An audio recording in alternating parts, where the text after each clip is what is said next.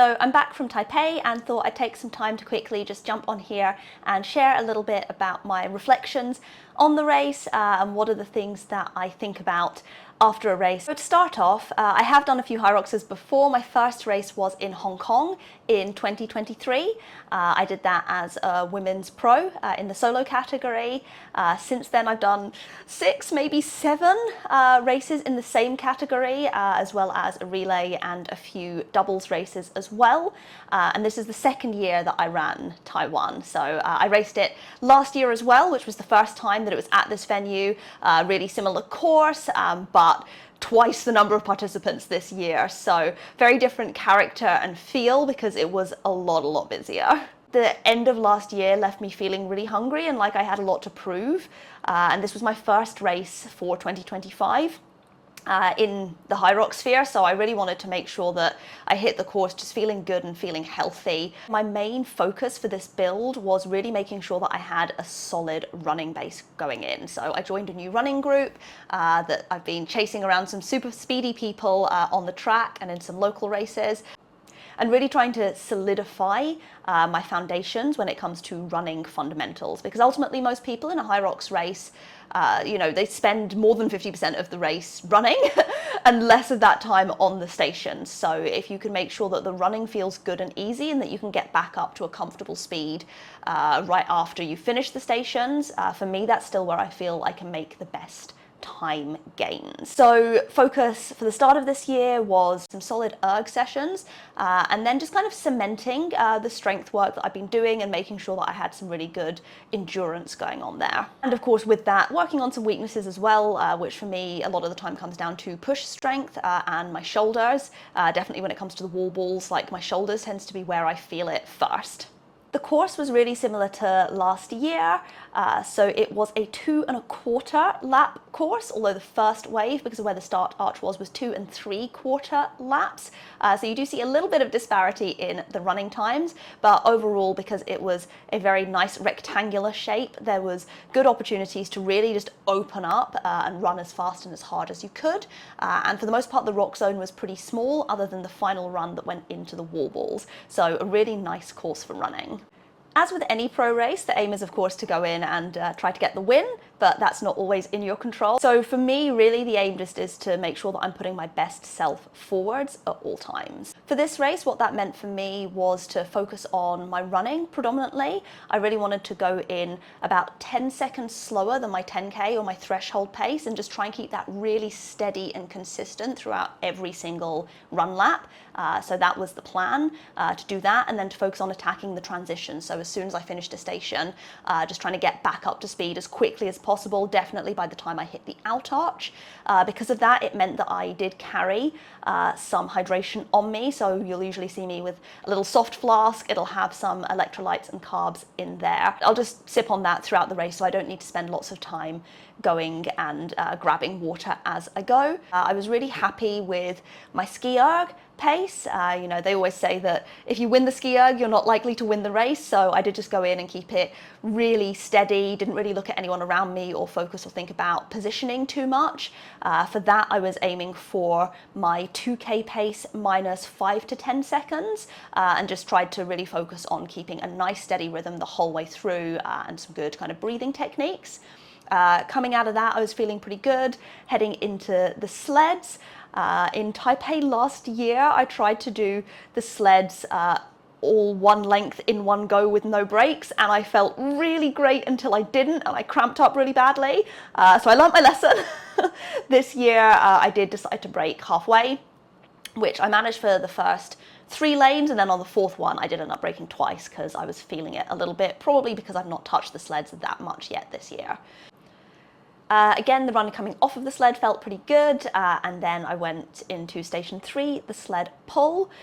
This one I tried a slightly different technique in terms of clearing the rope. Historically, I've always pulled the rope kind of through in between my legs and laid it down in between, so taking quite a wide stance, which I didn't think was really serving me in terms of speed. So I did try to just clear everything on one side without getting it too much in the person next to me's box, which I think did work better, but I still find that my rope clearance isn't that great. Like, it always feels just a bit messy and that it's in the way. So I think some things to work on there, but overall my times were up, so pretty happy with that. Back out into the run, still feeling good. I did take a gel at this point, and then I hit the burpees. Burpee broad jumps are my least favourite station, and I think this is probably the point where I lost any hope of podiums. I did get overtaken on this station.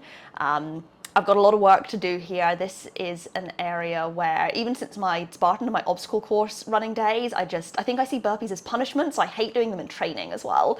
But yeah, I was definitely slower on this. I think, you know, this was one of the few stations where, in fact, I think this is the only station where I didn't have a top 10 or top 5 timing placement for this one. I was really happy in comparison to previous races that I did just keep slow and steady and moving the whole time. So really just focusing on going like down, up, step, step, down, up, like jump. Just keeping it rolling over, whereas there have definitely been races where I've just ended up like face to the floor, questioning my life choices and feeling like I want to cry. So I didn't do that this time, which I was really, really chuffed with. But still some work to do on that one, so watch this space. Overall, it was still a faster time than usual though, so moved on, and second half of the race is really where I think I come into my own. It's most of the stations that I enjoy the best. So we hit the rower. Typically, I'm pretty confident on the rower. It is one of the ergs that I just love doing. And for the first 500 meters, I was feeling really solid. The second 500 meters, I started getting sweaty palms and just feeling like I wasn't quite pulling properly. My legs started feeling a bit fatigued, so I did drop back from my kind of 2K minus 5 to 10 pace to more of my 2K pace for that. But I do see the rower as an important point to recover and regroup, so just tried to, again, keep my breathing really steady, not panic that I wasn't feeling so good and that I felt like my hands were slipping all over the place, and just keep moving. On to station number 6. Farmer's carry is my favourite. I think where I used to carry a lot of things around for obstacle course days, this is where I know that I can make up a lot of time. So I did start to close the gap on the 3rd and 4th place at this point in time. Just, you know, I can do farmer's carry unbroken without really thinking about it. So for me, it was just, you know, head down, don't stop moving until the end and keep going. Heading into the lunges next. At this point, weirdly, I always think that my legs, I feel it in the run between farmer's carry and lunges more than some of the other runs, which makes very little sense considering that it's not so much a leg dominant activity. But anyway, headed into the lunges, was feeling good. I like the lunges. It's a station that I feel really comfortable in, and just like to alternate my technique between stepping through and doing kind of a lunge step together if I'm feeling a bit fatigued. The one thing with Taiwan this year is that it was just a really long out and back. So in other courses, sometimes you'll get, you know, you kind of go out, turn around, back, turn around, and you'll kind of do that like 3-4 times, which is actually really nice because it gives you like just a meter or two to step it out in between. Whereas with this, with it just being one long out and back, there was no break. So it was super relentless. My legs definitely felt blew up by the end, but I was really happy that I just attacked the transition and ran as hard as I could. So, you know, my run was feeling really, really good heading into the wall balls, and I had closed a gap with 4th place as I started, you know, and started kind of wall balling as hard as I could until we were only about 4 in between us, but that was the point at which my body just gave up and went, you know what, you're running well ahead of all the paces that you've done so far, and we're not sure we're on board with this. So having done many, many more reps in training, I literally felt like my body was falling apart.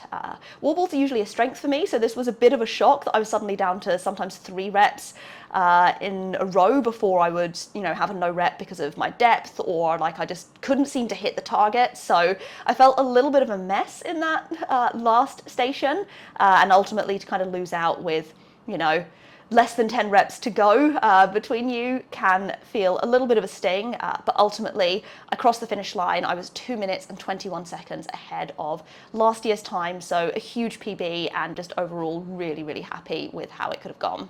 So it's a fair amount of detail that's been covered, and if you're wondering how on earth I remember all of that, I do actually keep everything in my post-race journal that I write in on the plane and after every race, whether that's at home or abroad.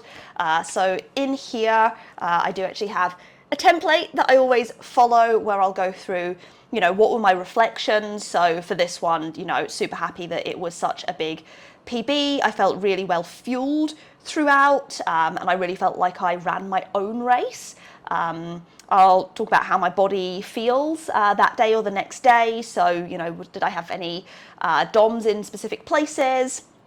I'll celebrate my successes. So PB, no major cramps, felt like I made good progress keeping steady on the burpee broad jumps.